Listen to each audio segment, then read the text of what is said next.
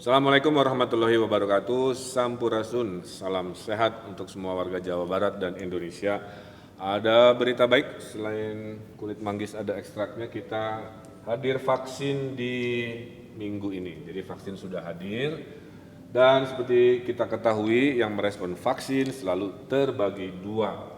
Ada yang merespon dengan rasional, berpikir ilmiah, berpikir yang baik. Ada juga yang merespon dengan emosional, merespon irasional, tidak percaya, tidak mau, dan sebagainya. Biasanya mereka yang tidak percaya, tidak mau karena tiga hal. Satu, bertanya bukan pada ahlinya, ada yang tanya ke musisi, ada yang nanya ke profesi arsitek, hal-hal yang sebenarnya bukan bidangnya. Ada juga yang terprovokasi di WA, di media sosial, dan juga ada yang kena korban hoax. Rata-rata pasti karena tiga ini.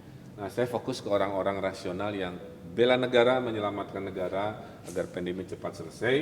Mereka biasanya tetap bertanya, tapi bertanya kepada mereka yang menjadi referensi. Satu, bertanya ke ahli vaksin. Dokter juga banyak, tapi tidak semua dokter paham virologi atau vaksin. Tanyanya ke dokter yang ahli vaksin.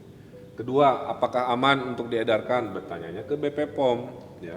Ketiga, apakah halal? Karena ini juga prasyarat kita mayoritas muslim, maka bertanya ke ulama. Biasanya mereka di kelompok A yang rasional ini karena mendapatkan informasi dari tiga pihak ini. Nah, intinya akhir pandemi ini itu kalau orang sakitnya sembuh oleh obat atau terapi, orang sehatnya kuat oleh antibodi dan vaksin. Nah, ini ada video animasinya, silakan lihat ya.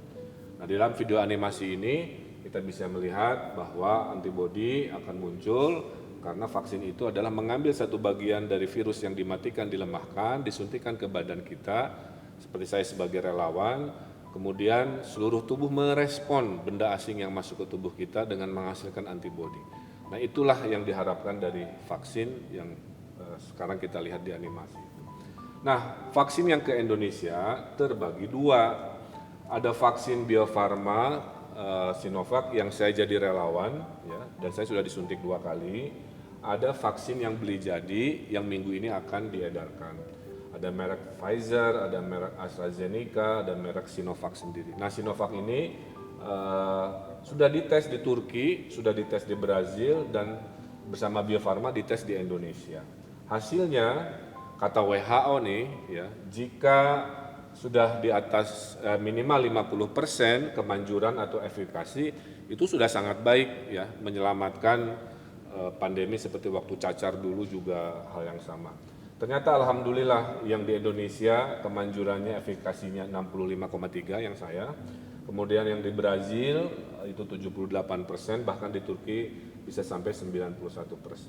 Nah, inilah yang dibeli oleh pemerintah pusat di tahap 1 yang dilaksanakan di Januari bulan ini. Nanti yang merek lain atau yang Bio Farma itu bisa tahap 2 atau tahap 3. Dan berita baiknya khusus yang di Indonesia, ternyata sekian waktu setelah disuntikan antibodi munculnya berlimpah, panen 99% antibodi. Ini keterangan dari Profesor Kusnandi sebagai tim ahli vaksin di Bio Farma, alhamdulillah. Kemudian, nah sekarang besok lusa vaksin tahap 1 itu kan pertanyaannya hanya 2, mana fatwa dari BPOM bahwa itu oke secara klinis. Sudah keluar tanggal 11 kemarin, emergency use authorization, ya, sudah keluar, berarti siap diedarkan, boleh disuntikan. Kedua, sudah ada fatwa dari MUI juga 11 Januari yang menyatakan halal.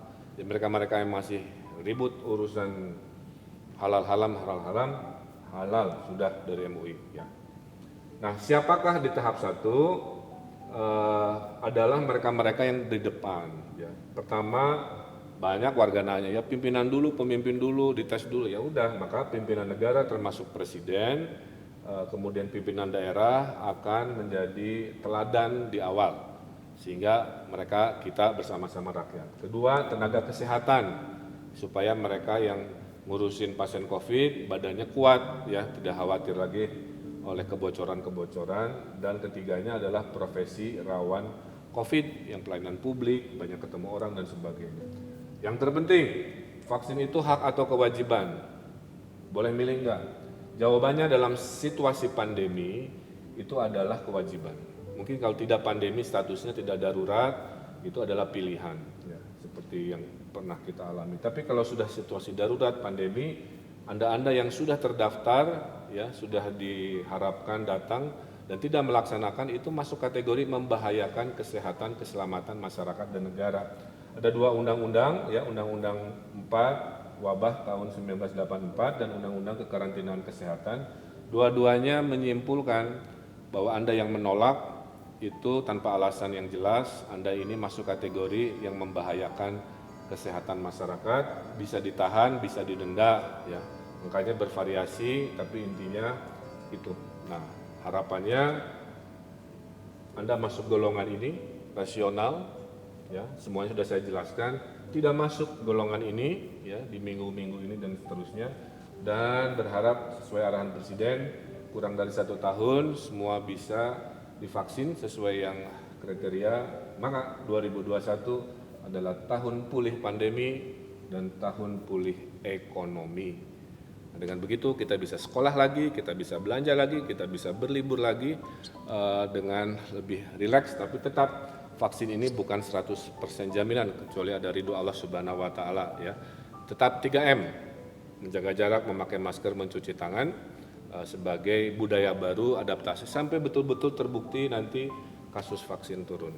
Itu sedikit penjelasan tentang kenapa, siapa, bagaimana vaksinasi COVID-19 di Jawa Barat dan di seluruh Indonesia. Semoga memberikan penjelasan yang memberikan jawaban. Hatur nuhun, tetap semangat, jaga kesehatan, jaga diri, jaga keluarga, dan jaga negara kita. Assalamualaikum warahmatullahi wabarakatuh.